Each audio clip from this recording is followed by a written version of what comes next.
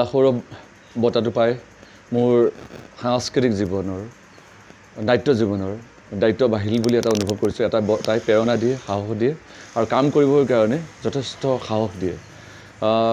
আজি 1996 চনৰ পৰাই নাট্য সাহিত্যৰ লগত জড়িত হৈ আছিলোঁ। সেই মানসৰে গুৱাহাটীত ৰহস্য আলোচনীখনৰ 52 বছৰ সম্পূৰ্ণ হোৱা এটা অনুষ্ঠান আৰু আমাৰ স্বদেশ নামৰ এখন বাতৰি কাকতৰ বৰ্ষপূৰ্তি অনুষ্ঠান আছিল। তাত কলা সৌৰভ বঁটাৰ বাবে মোৰ নিচিনা সৰু সুৰা শিল্পী এজনক তেওঁলোকে মনোনীত কৰি কলা সৌৰভ বঁটাটি প্ৰদান কৰাৰ কাৰণে মই সঁচাকৈ গৌৰৱ অনুভৱ কৰিছোঁ, ভাল লাগিছে। আজি কেইবছৰমানৰ আগত ওদালগুৰিত তাতে ৰাভা সম্প্ৰদায়ৰ মানুহ বহুত আছে, ৰাভা দিৱস পাতিছিল। তাতে কলাগুৰু বিষ্ণু ৰাভা বঁটা প্ৰদান কৰিছিল ওদালগুৰিত।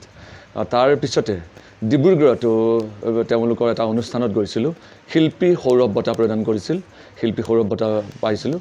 আৰু আজিৰ পৰা 15 বছৰমানৰ আগত Nagaon eagle school of drama and film ইনষ্টিটিউটে পতা এটা অনুষ্ঠানত বিষ্ণুজ্যোতি এৱাৰ্ডো পাইছিলোঁ। এনেকৈ কেইবাটাও পুৰস্কাৰ পাবৰ কাৰণে মই সক্ষম হৈছিলোঁ। তদুপৰি আপোনালোকে জানি সুখী হ'ব, মোৰ এই নাট্য সাহিত্যৰ জীৱনতে 3খনকৈ চিনেমাটো কৰাৰ সৌভাগ্য হৈছিল। তাৰে প্ৰথমখন চিনেমা আছিল কদম তলে কৃষ্ণ নাচে, দ্বিতীয়খন হৈছে আজান ফকীৰ চাহেব, তৃতীয়খন হৈছে স্বাধীন অসম, য'ত অভিনয় কৰিছিল জ্ঞানপীঠ বঁটা বিজয়ী ডক্টৰ মামণি ৰয়ছম গোস্বামী বাইদেউ।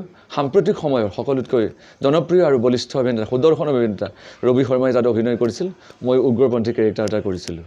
তাৰোপৰি নগাঁও ৰেডিঅ'টো শনিবাৰ আৰু দেওবাৰে বিচিত্ৰা অনুষ্ঠান, সেউজী পথাৰ অনুষ্ঠানো মাজে মাজে কৰি থাকোঁ আৰু ডান্সৰো জাজ কৰোঁ, বিহুৰ জাজ কৰোঁ। এনেকৈ শিক্ষাৰ লগতে সাংস্কৃতিক সাহিত্যৰ জীৱনটো আগবঢ়াই লৈ গৈ আছোঁ।